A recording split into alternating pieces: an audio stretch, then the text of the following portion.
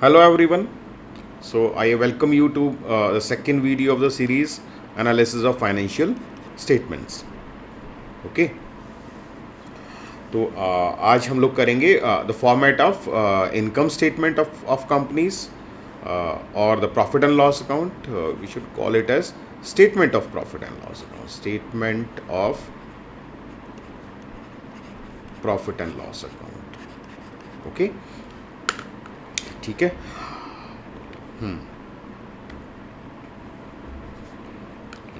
तो देखिए, इसमें सबसे पहले क्या होता है, किसी भी बिजनेस में सबसे इम्पोर्टेंट क्या होता है, द सेल्स ना. Sales we can call it as revenue from operations. That is nothing but the sales. Let's say sales of your business is 50,000. Okay, तो आपने 50,000 की सेल की, plus you have some other revenue sources as well. That's other income. Let's say है ही नहीं other income. तो our total revenues are 50,000, right. तो हमारी सेल हुई 50,000 की. अब इसमें से खर्चा होएगा, तो खर्चे को हम क्या लिखेंगे. सबसे पहले होता है हमारा cost of goods sold. 11th का याद होगा ना, cost of goods sold. Cost of goods sold को यहाँ हम क्या बोल सकते हैं, cost of revenue from operations also. Cost of revenue from operations.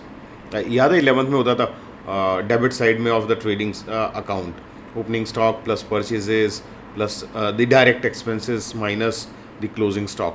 Okay, तो जो गुड्स पे जो आपका मेजरली जो डायरेक्ट जो खर्चा आया वो, तो ये है लेट्स से हमारा हुआ 30,000. तो total revenues minus cost of revenue, this is our gross profit. This is our gross profit. The मोटा मोटा हमें प्रॉफिट कितना हुआ, 20,000. ठीक है. We have only considered the direct expenses. COGS में सिर्फ डायरेक्ट एक्सपेंसेस होते हैं. Okay, please note it down. देखिए, ये जो फॉर्मेट है, यहाँ से आपका ये बुक जो है बिल्डअप होना शुरू होगा.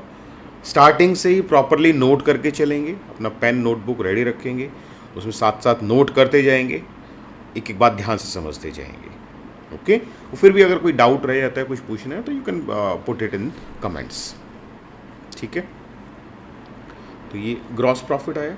अब ग्रॉस प्रॉफिट में से हमारे और भी तो खर्चे होते हैं. जैसे आपका ऑफिस एंड एडमिनिस्ट्रेशन है,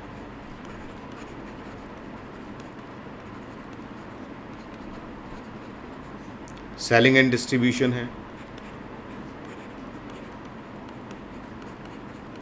सेलिंग एंड डिस्ट्रीब्यूशन में क्या होगा, आपका एडवर्टीजमेंट्स होंगे ना, एडवर्टीजमेंट्स हैं, प्रमोशंस हैं, ये भी तो खर्चा है. And you need to do this खर्चा to do your business, right.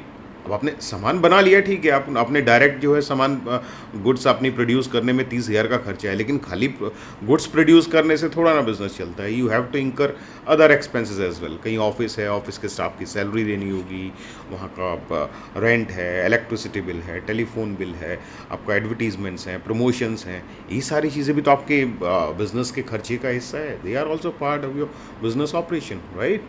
So these are your operating expenses. आपको ये करने ही होते हैं to carry out your business, right. ठीक.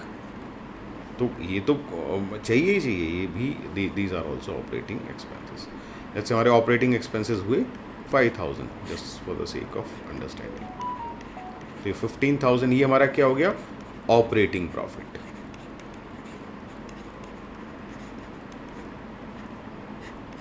Okay, please note it down. मैं बार बार बोल रहा हूँ, ध्यान से नोट करते रहेंगे और एक एक चीज़ ध्यान से करेंगे तो जल्दी हो जाएगा. नहीं तो समझ में नहीं आया तो फिर दिक्कत हो जाएगी. अकाउंट्स पूरा ये कंसेप्चुअल है. ठीक है.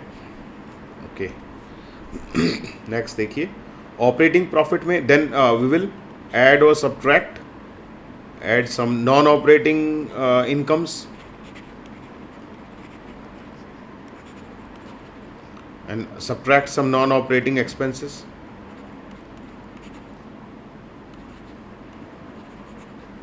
Okay, let's say वो थे 1000.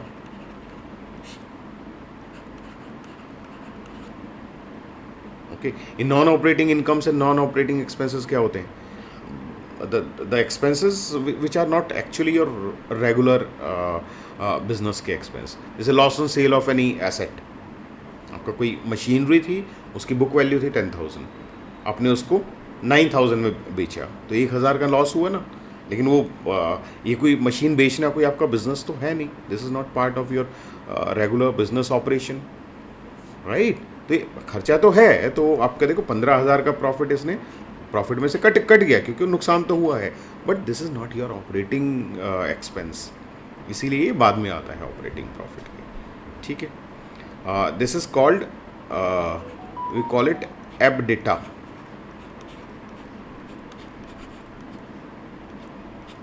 This is earnings before depreciation, interest, tax and amortization. Earnings before depreciation,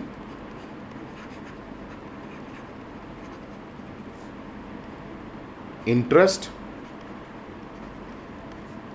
tax and amortisation. Okay, please note it down.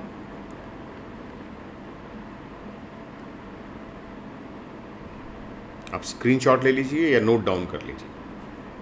ठीक है. Okay, so our EBITDA is, मैं रब कर रहा हूं पूरा. EBITDA is 14,000. ठीक है. Earnings before interest, depreciation, EBITDA था ना. Earnings before depreciation, interest, tax and amortisations. EBITDA कितना था हमारा? 14,000. तो सेल हुई थी हमारी 50,000 की, उसमें से कट के EBITDA बचा हमारा 14,000.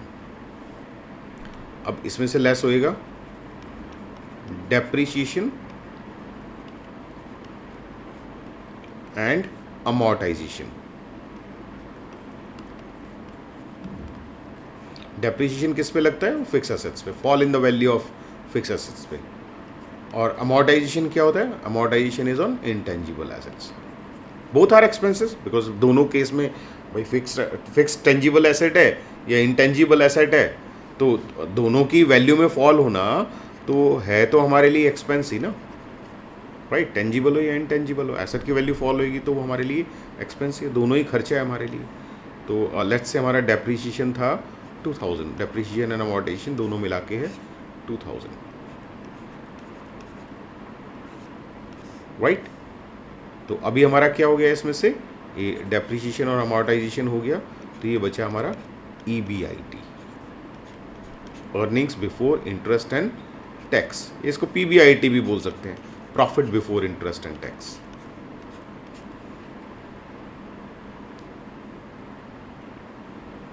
राइट.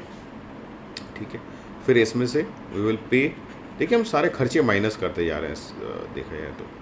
इसमें से हम माइनस करेंगे interest. Interest is your finance cost. Let's see, finance cost भी हमारी 2,000 थी, तो ये हुआ हमारा अर्निंग्स बिफोर टैक्स या प्रॉफिट बिफोर टैक्स. ओके, तो profit before tax is 10,000, right. फिर इसमें से टैक्स देंगे. This tax is corporate tax. तो अभी कितना 22% के आसपास है शायद. और ठीक है, 20% ले लेते हैं. तो 20% टैक्स, तो हमने सरकार को 2,000 टैक्स दे दिया. तो this is profit after tax, PAT, या अर्निंग्स आफ्टर टैक्स भी बोल सकते हैं, राइट. अब ये जो मतलब कंपनी को 50,000 की सेल हुई थी और कटते कटते कटते कटते इसमें सारे खर्चे, डायरेक्ट एक्सपेंसेस कट गए, ऑपरेटिंग एक्सपेंसेस कट गए, देन नॉन ऑपरेटिंग एक्सपेंसेस भी कट गए, डेप्रिसिएशन एंड अमोर्टाइजेशन भी कट गया, देन इंटरेस्ट भी दे दिया, सरकार को टैक्स भी दे दिया, तो फाइनली कंपनी को कितने बचे? 8,000 रुपये का 8,000 रुपये बचे। ठीक है, अब इसका कंपनी क्या कर सकती है भाई? या तो इसमें से कुछ हिस्सा कंपनी डिविडेंड दे देगी अपने शेयर होल्डर्स को, है ना। Shareholders are the owner of the business. जैसे पार्टनरशिप के केस में या सोल प्रोप्राइटरशिप के केस में ड्राइंग्स होता था। ठीक है, तो यहाँ पे कंपनी ने डिविडेंड दे दिया, लेट्स से 5,000 का डिविडेंड दे दिया, तो 3,000 जो कंपनी के पास बचा, ये बचा सरप्लस या रिटेन्ड अर्निंग। तो ठीक है, दिस इज रिजर्व। कंपनी चाहे तो इसको जनरल रिजर्व में भी ट्रांसफ़र कर सकते हैं। Yes, you can write that as well कि transfer to general reserve. General reserve में मान लो हमने 1,000 रुपये ट्रांसफ़र कर दिए, तो सरप्लस में कितना बच गया? 2,000 बच गया। ठीक है, थोड़ा सा नीचे में थोड़ा सा साफ करके लिख देता हूँ, यहाँ से आगे let's make it a little cleaner.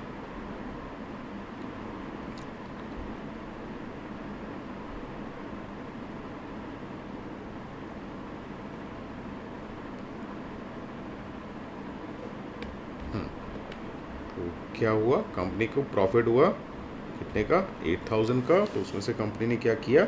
Dividend दे दिया, less proposed dividend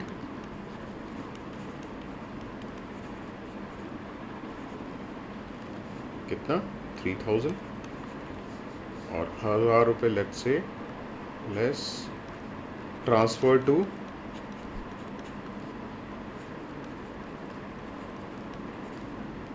general reserve, let's say वो 2,000।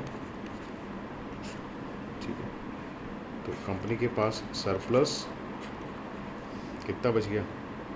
8,000 में से 5,000 निकल गया ना, 3 डिविडेंड दे दिया, 2 जनरल रिजर्व में ट्रांसफ़र कर दिया, तो बचा कितना? 3,000। तो 3,000 will be in surplus. Basically surplus और ये जनरल रिजर्व तो दे आर फ्री रिजर्व्स, दोनों का नेचर कैरेक्टरिस्टिक एक ही है। आपका अपना प्रॉफिट है, आप उसको चाहे रिजर्व के खाते में डालो या उसको सरप्लस में रखो, मर्जी है आपकी। ठीक है, so this is about the detailed format of income statement of a company. ठीक है, नोट कर लेना, क्योंकि हम आगे जो चैप्टर्स करेंगे उसमें बार बार इसको हम we will be referring it again and again. ठीक है, तो इसको थोड़ा सा एक क्लीनर फॉर्मेट देख लीजिए। यहाँ पे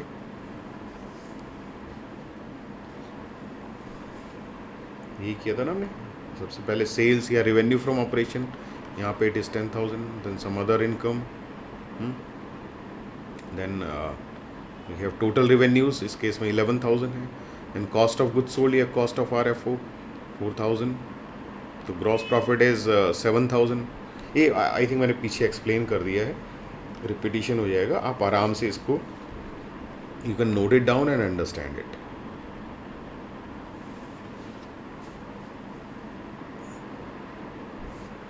अच्छा, ये डिटेल्ड है, मैंने बताया ना, ये एज पर कंपनीज फॉर्मेट नहीं है।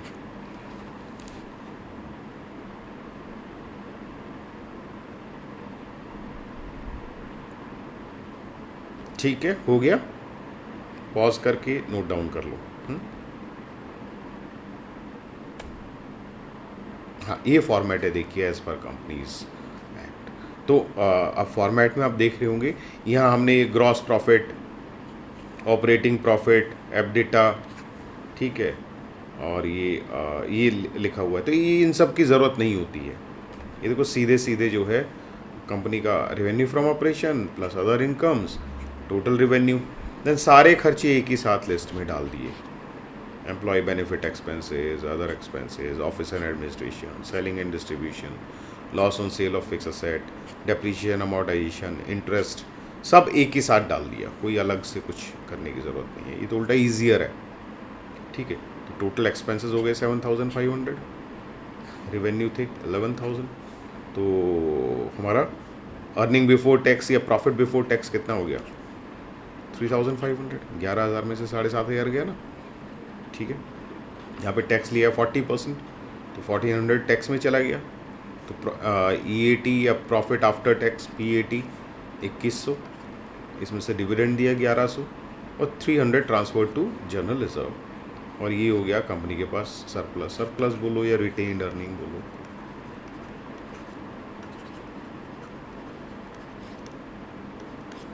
ठीक है। Even general reserve is also, general reserve and surplus is they are similar things, ठीक है। Take a screenshot, note it down. ये आपको सेम आपको TS ग्रेवाल में मिल जाएगा, पेज नंबर आई थिंक 1.39 है। TS ग्रेवाल में you can refer page number 1.39 होगा 22। ये हर साल नया प्रिंट निकालते रहते हैं, तो ठीक है। 24-25 की बुक में पेज नंबर 1.39 पे वहाँ ये फॉर्मेट रेफर कर लेना, ठीक है। बैलेंस शीट वाला नेक्स्ट क्लास में करेंगे, we will do it in the next class, ठीक है। Thank you very much, thank you all, and let's meet you in the next video, okay. Channel को सब्सक्राइब कर लीजिए और हर एक वीडियो सीक्वेंस में देखें, अपने रजिस्टर में नोट करते रहें। तो आप देखेंगे जैसे ही आप पूरा कंप्लीट होंगे हमारा ये series, you will be able to do all the questions, okay, and you will score well, don't worry, ठीक है। you will score well, right, okay, bye bye, thank you.